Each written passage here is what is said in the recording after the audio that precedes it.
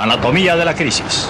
Nueva York, la calle de Lansing, en el bajo lado oeste. No precisamente una de las vistas más conocidas de la ciudad. Sin embargo, lo que ocurrió en esa calle hace casi 50 años sigue afectándonos a todos hoy día.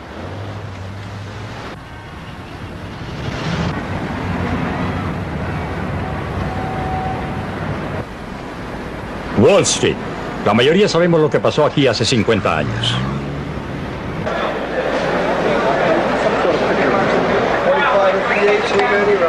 En el interior de la Bolsa de Valores, el jueves 29 de octubre de 1929 se vino abajo el mercado. Desde entonces se le recuerda como Jueves Negro. El colapso de Wall Street fue seguido por la peor depresión en la historia de América. La depresión ha sido atribuida al fracaso del capitalismo. No fue así, pero persiste el mito. Lo que pasó en realidad es diferente. Aun cuando las cosas se veían muy superficialmente, el comercio había empezado a decaer a mediados de 1929. El derrumbe de Wall Street intensificó la recesión. El mismo efecto tuvieron las quiebras bancarias en el sur y en el oeste. Pero la recesión se transformó en crisis solo cuando estas quiebras se extendieron hasta Nueva York. Y en particular a este edificio, en esa época, la sede del Banco de Estados Unidos. El fracaso de este banco tuvo hondas repercusiones y pudo haberse evitado.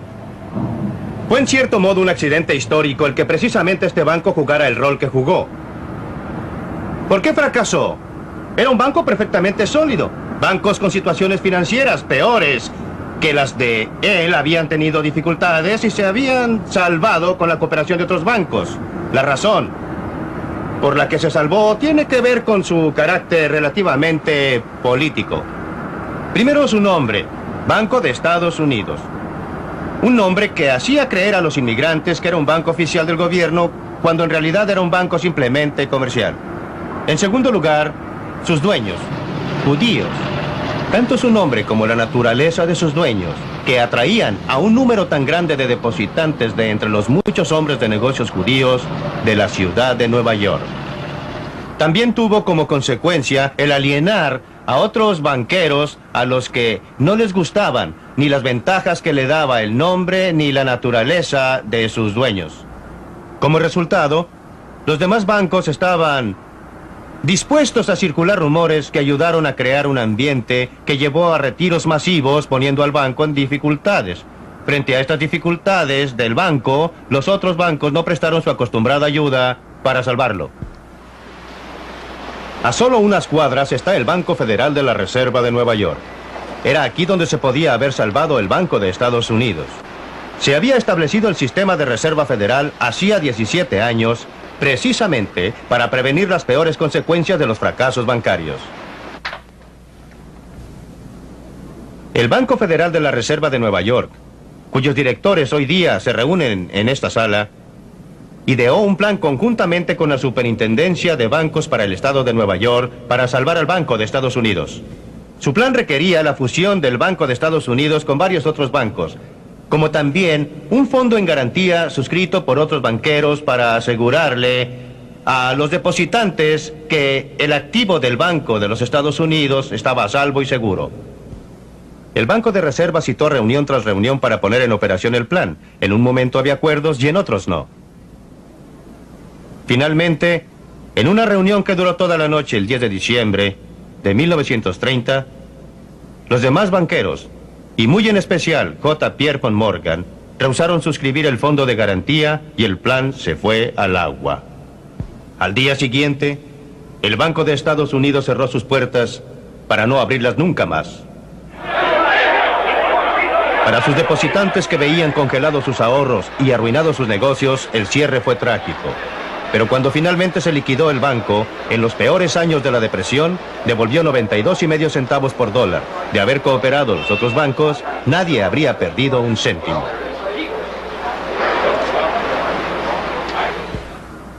Para los otros bancos de Nueva York, el cierre del Banco de Estados Unidos parecía tener efectos puramente locales, pero se equivocaban. En parte porque tenía tantos depositantes, en parte porque muchos de los depositantes eran pequeños comerciantes, pero en parte porque era el banco más grande de los Estados Unidos en ir a la quiebra hasta esos momentos. El cierre produjo profundos efectos.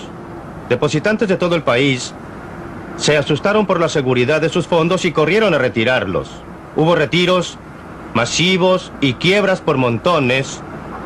Y durante todo ese tiempo, el Banco Federal se limitó a tomar palco cuando tenía el poder, el deber y la responsabilidad de proveer el dinero líquido que habría permitido a los bancos cumplir con las demandas insistentes de sus depositantes sin tener que cerrar sus puertas. La forma en que los retiros masivos de los bancos pueden aumentar o ser detenidos es consecuencia de cómo opera nuestro sistema bancario. Es posible que piense usted que al llevar dinero al banco y depositarlo, el banco lleva ese dinero y lo coloca en las bóvedas en espera de que lo vuelva usted a necesitar. ¿Cómo los quiere? Quisiera 2 de a 10, 1 de a 5 y 5 de a 1. Ok. El banco no hace nada de eso. Inmediatamente toma una buena parte de su depósito y lo presta a otro. ¿Cómo supone usted que gana el interés para pagar sus gastos o pagarle a usted algo por el uso de su dinero? En realidad, si todos los depositantes de todos los bancos trataran todos a la vez de retirar sus fondos, entonces el efectivo disponible en todos los bancos del país no alcanzaría a cubrir ni la mitad de sus demandas. Para evitar esta situación como esta, para evitar retiros masivos, es indispensable poder contar con una manera de impedir que la gente retire sus fondos o tener una fuente adicional de efectivo. Ese era el propósito del sistema de reserva federal. Proveer efectivo adicional para cubrir las demandas de los depositantes cuando se presentaran retiros masivos. Un ejemplo clásico de cómo este sistema podía funcionar en forma eficaz se puede encontrar a 2000 millas de Nueva York y cerca del Great Salt Lake en Utah. A comienzos de los años 30, algunos bancos de Salt Lake City y alrededores comenzaron a tener dificultades. Los dueños de uno de estos bancos tuvieron la inteligencia de saber lo que tenían que hacer para mantener abiertos sus bancos y el valor para hacerlo. Cuando los depositantes temerosos insistieron en retirar todo su dinero, una de las tareas de George Eccles era aleccionar a sus cajeros sobre la forma en que debían manejar la situación. Bueno, entonces reunimos al personal y les pedimos que estuvieran en el banco, en sus puestos, a las 8 y que actuaran como si nada hubiera pasado, con una sonrisa en los labios. Si podían. Y yo también. Teníamos 4 ventanillas para ahorros. Y les dijimos que no dejaran por ningún motivo sus ventanillas. Ni para almorzar ni para ninguna otra cosa. Teníamos que tener todas las ventanillas abiertas todo el día. Pero lo importante era que sabíamos que tendríamos una larga cola ahí. Así que no serviría de nada apurarse, porque la cola continuaría. Así es que dijimos, ahora cuando reciban un pedido de retiro y una libreta, verifiquen la firma aun cuando conozcan a su amigo Juan Soto, con el propósito de ganar tiempo. Entonces, cuando paguen el dinero, no paguemos en billetes de a $100. Vamos a pagar con 5, 10 y 20. Y cuéntelo 2 veces. Y entréguenlo con una sonrisa. El banco sobrevivió la mañana, pero no les quedaba suficiente efectivo. Así que en la tarde le pidieron más al Banco de la Reserva Federal. Así es que la Reserva Federal envió el carro blindado. Un guardia entró con 2 bolsas llenas de efectivo, abriéndose paso entre la multitud. El subgerente Morgan Kraft también entró y Mariner, mi hermano, lo pescó al señor Kraft del brazo y le dijo: ahora súbase a ese mostrador de mármol y dígale a esas personas que ha traído mucho dinero y que hay más en el lugar de donde lo trajimos, y lo hizo. Entonces Mariner se subió y dijo: ahora han escuchado eso, no vamos a cerrar, vamos a permanecer abiertos mientras ustedes necesiten su dinero. Así que no se preocupen. Claro que también teníamos otro banco en la ciudad, lo llamamos y le pedimos que tampoco cerrara. Nos dijo: bien, pero no puedo, no tengo suficiente efectivo. Así que le hicimos un préstamo provisorio por si alguno de nuestros bancos cerraba durante el pánico por retirar. El estado mental del público sería tal que nosotros no lo podríamos detener en nuestro banco. Vendrían todos hasta que sacaran todo su dinero. El banco sobrevivió los retiros masivos del primer día. Es hora de cambiar de táctica. El segundo día sería muy diferente. Así es que esa tarde reunimos a todos nuestros empleados porque sabíamos que al día siguiente Las personas que habían trabajado durante el día y escuchado lo sucedido a la mañana siguiente los tendríamos de nuestro lado. Pensamos que no podríamos permitir que se juntara una multitud en el lobby del edificio. Así es que les dijimos a nuestros cajeros, yo les dije, ahora ustedes paguen este dinero lo más rápido posible para que al entrar la gente no vean una cola. Paguen con billetes de $100 y no dejen que se forme nunca una cola frente a sus ventanillas. Bueno, nunca se formó y así alrededor del mediodía la gente iba y venía en forma normal. Y el pánico colectivo había terminado. Fue todo cuestión de asegurar al público que podía sacar su dinero. El sistema de la Reserva Federal estaba allí para asegurar que esto fuera así, abasteciendo de dinero a los bancos. ¿Por qué no evitó ese sistema la Gran Depresión de 1929? Porque de 1929 a 1930, después del colapso del mercado de valores, el sistema de la Reserva Federal permitió que la cantidad de circulante disminuyera paulatinamente, asfixiando la estructura monetaria. En diciembre de 1930, la cantidad de circulante había disminuido en 3%, lo que quizá no parezca mucho, pero una economía que está creciendo necesita dinero adicional para impedir la deflación y otros problemas, además. Dado esta asfixia del sistema monetario, lo que pasó después de eso fue más o menos inevitable. Si el Banco de Estados Unidos no hubiese fracasado, otro banco habría sido la víctima. Habría fracasado y habría provocado más retiros masivos. Una vez comenzados, la Reserva Federal pudo haber impedido que tuvieran las consecuencias desastrosas que tuvieron, al acudir en ayuda del sistema bancario en general y creando dinero, proporcionando el efectivo necesario para hacer frente a las demandas. Por lo demás, al momento en que los depositantes empiezan a retirar su dinero de los bancos, hay una tendencia marcada a que la cantidad de circulante caiga. Cada dólar en efectivo que se retira de un banco está respaldando varios dólares en depósitos. La Reserva Federal, de haber intervenido, comprando bonos del gobierno en grandes cantidades, proporcionando efectivo, los depositantes habrían visto que podrían retirar su dinero y no lo seguirían haciendo.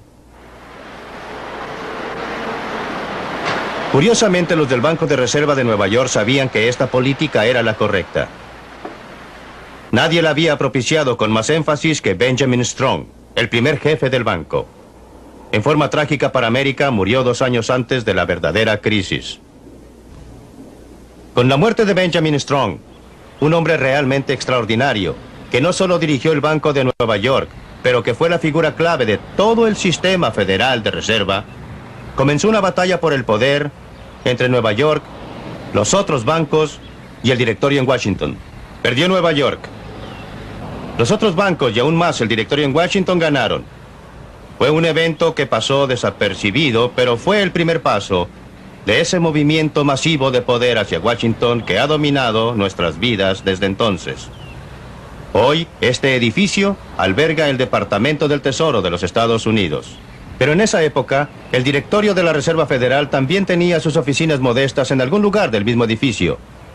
El traslado del poder se concretó pocos años después, cuando el directorio obtuvo su propio y magnífico templo a pocas cuadras de aquí en la avenida Constitución. A pesar de los excelentes consejos desde Nueva York, el sistema se negó a comprar bonos del gobierno, algo que habría proporcionado efectivo a los bancos comerciales y que les habría permitido responder mucho más fácilmente a las demandas de sus depositantes. En cambio, créalo o no, el sistema se quedó sin intervenir, mientras en todas partes quebraban los bancos. Como dijo uno de los jefes del sistema de reserva, tenían que guardar sus cartuchos para el caso de una verdadera emergencia. Pero si esto no era una emergencia, ¿qué era? Al cerrar un banco tras otro, se producía una reacción en cadena, destruyendo a su paso la moneda.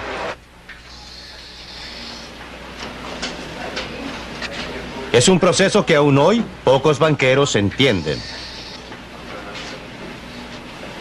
Si le pregunta a un banquero individual si él produce dinero, le mirará con estupor. Claro que no, le dirá, yo no produzco dinero, todo lo que hago es aceptar los depósitos de mis clientes. Pongo una parte de ese depósito en las bóvedas como reserva y presto lo demás. No creo dinero. Desde el punto de vista del economista, la situación es muy diferente. Como expliqué anteriormente, La mayoría de los depósitos que figuran en los libros de los bancos fueron anotados por la pluma de un contador. Pero ese hecho simple no lo ve el banquero individual porque no sucede aquí, dentro del banco. Sucede como resultado de una transacción entre los bancos. Como bien lo sabían los hombres que dirigían la Reserva Federal, sucede que el dinero prestado por un banco es depositado en otro banco para ser prestado nuevamente a otro. Durante la depresión, el proceso trabajaba a la inversa. Los bancos estaban destruyendo la moneda y la Reserva Federal dejó que sucediera. El resultado final fue que para cuando hubo terminado el triste episodio, el año de 1933, la cantidad de dinero en los Estados Unidos había disminuido en un tercio. La lenta asfixia se había tornado en estrangulamiento. Por cada $3 de efectivo que tuviera la gente en depósitos en 1929, solo quedaban $2. Por cada 3 bancos abiertos en 1929, en 1933 solo 2 quedaban. La terrible depresión que siguió fue resultado directo del manejo por parte del sistema de la Reserva Federal.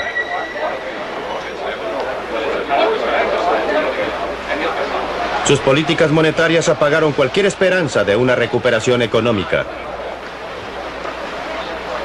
Peor aún, la depresión americana traspasaría las fronteras debido a lo que está detrás de estas puertas.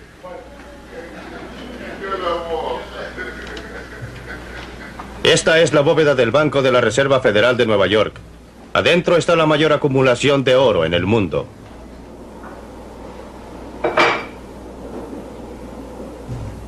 Porque en 1929 el mundo se basaba en un patrón oro, estas bóvedas, donde se almacenaba el oro de los Estados Unidos, ofrecen una buena prueba para saber dónde se originó la depresión.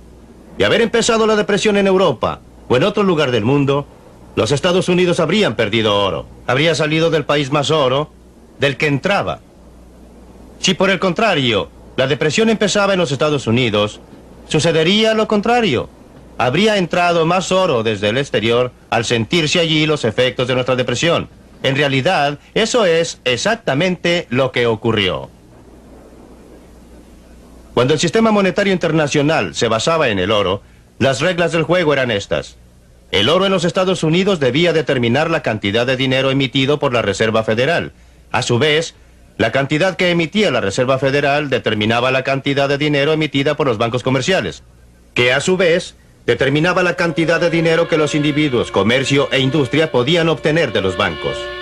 El resultado, un sistema monetario supuestamente amarrado a la cantidad de oro existente en las bóvedas de los Estados Unidos.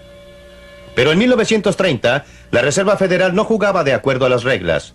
Se mantuvo al margen mientras los bancos iban a la quiebra. Y en cada uno que cerraba, disminuía la existencia de efectivo. El comercio y la industria en forma inevitable empezaron a ir a la ruina. Los norteamericanos, ahora más pobres, compraban menos en el extranjero. Gran Bretaña fue uno de los países que se vio afectado, porque al igual que los Estados Unidos, también tenía su estructura monetaria basada en el patrón oro. El problema era que ahora la Gran Bretaña vendería menos al extranjero. Fue cortada la venta de oro, pero no lo suficiente. Bajo las reglas del patrón oro, la Gran Bretaña tendría que pagar la diferencia en oro. Con cada lingote de oro embarcado, disminuía su existencia de dinero. Una depresión que ya había comenzado, empeoró. El oro británico empezó a llegar a Estados Unidos supuestamente para constituir un nuevo incremento de la industria monetaria. Pero no lo quiso así la Reserva Federal y simplemente guardó el oro. ¿Los resultados? Gran Bretaña tuvo dificultades hasta en 1931, cuando dejó el patrón oro, cortando la relación entre la existencia del oro y la existencia de dinero. En los Estados Unidos, que sufría la peor de las depresiones de su historia, había oro de sobra, pero de nada servía. Aun cuando estos hechos pasaron hace 50 años, muchas de nuestras políticas hoy día derivan directamente de ellos. Banqueros centrales en el mundo entero, funcionarios de gobierno en todas partes le tienen miedo a una nueva Gran Depresión. Por lo mismo se han desplazado en dirección opuesta. En vez del problema de la falta de dinero, enfrentamos el problema del dinero en exceso. los problemas de la inflación que nos agobian hoy día remontan directamente al problema de la deflación que nos agobió desde 1929 hasta 1933. La gente llegó a creer que el capitalismo de libre mercado había fracasado. Era necesario algo para reemplazarlo. En la Universidad de Cambridge, en Inglaterra, surgió en los años 30 una nueva ortodoxia, una que se ha mantenido fuerte hasta el día de hoy.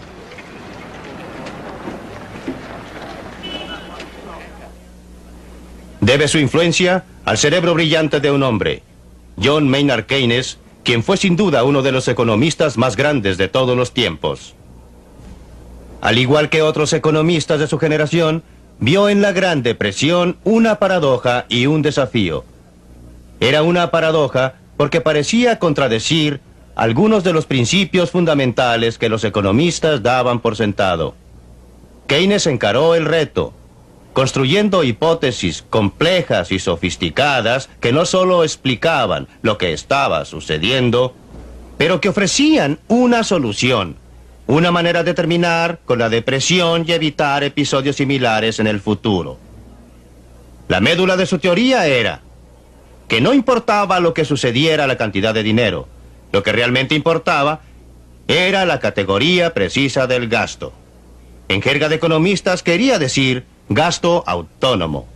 ¿Qué tipo de gasto es ese?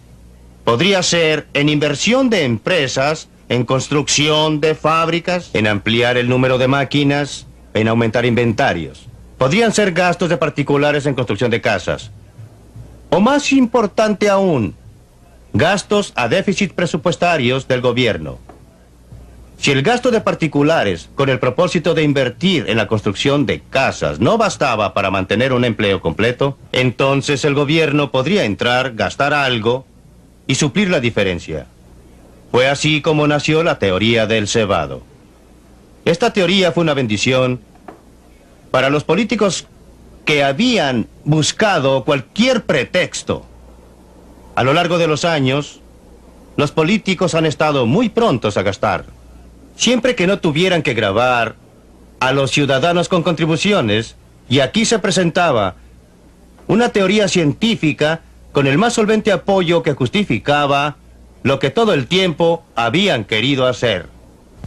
No es de extrañar que el gasto gubernamental aumentara más rápidamente que nunca, o que los déficits presupuestarios hayan sido la orden del día, aún sin la excusa de la guerra a gran escala.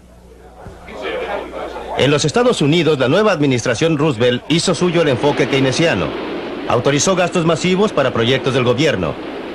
Involucraba al gobierno cada vez más en la dirección de la economía. Desarrolló programas destinados a proporcionarle seguridad a todas las personas. En Inglaterra también, la idea que solo el gobierno podía apoyar la economía se cimentó, como queda claro en esta película de la época. Con la ayuda del gobierno nacional, se reiniciaron los trabajos en la nave Cunard número 534 y todos esperamos que sea el preludio de un periodo de prosperidad constante de la industria. Las exportaciones de artículos de algodón a la India han aumentado y como resultado del sistema de cuotas en las colonias instaurado por el gobierno nacional para reducir los peligros de la competencia japonesa, las exportaciones de artículos de algodón a esas colonias se han duplicado. Una de las contribuciones más importantes del gobierno nacional hacia una mejoría de las condiciones sociales ha sido una campaña habitacional sin paralelo en nuestra historia. Aun cuando estas medidas habrían sido útiles y realmente necesarias durante los años de la depresión, el extremo al que han sido llevadas desde entonces habría horrorizado a Keynes. Keynes murió en 1946. Me ha parecido siempre una tragedia el que no viviera una década más. Era el único hombre con la posición, personalidad y fuerza de carácter para lograr que sus discípulos no llevaran a extremos algunas ideas que eran buenas para los años 30, pero que no eran buenas en una situación de posguerra. Que esto lo hicieran, lo sugirió en un artículo que escribió justo antes de su muerte, el último artículo que escribiera, publicado después de su muerte. En ese artículo expresó serias reservas respecto al extremo a que fueron llevadas sus ideas por algunos de sus discípulos. De haber estado el presente, si hubiese vivido otra década, quizás se habría evitado la inflación que estalló después de la guerra. El crecimiento masivo de un gobierno central que empezó después de la depresión ha continuado desde entonces. Más aún, ha aumentado en los últimos años. Cada año hay más edificios en Washington ocupados por más burócratas administrando más leyes. La Gran Depresión convenció al público que la empresa privada era un sistema fundamentalmente inestable, que la depresión representaba el fracaso del capitalismo de libre mercado y que al gobierno le tocaba el papel central de intervenir para estabilizar la economía y proporcionar seguridad a sus ciudadanos.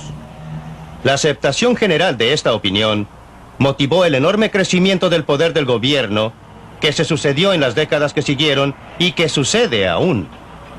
Sabemos ahora, y lo sabían entonces muchos economistas, que la verdad sobre la depresión era muy diferente. La depresión se produjo, o al menos empeoró, por políticas monetarias perversas seguidas por las autoridades norteamericanas. Muy lejos de ser un fracaso del capitalismo de libre mercado, la depresión era un fracaso del gobierno. Desafortunadamente, ese fracaso no terminó con la Gran Depresión. Desde entonces, el gobierno ha tratado de afinar la economía. En la práctica, tal como sucedió durante la depresión, lejos de estabilizar, el gobierno ha sido la causa y principal fuente de inestabilidad.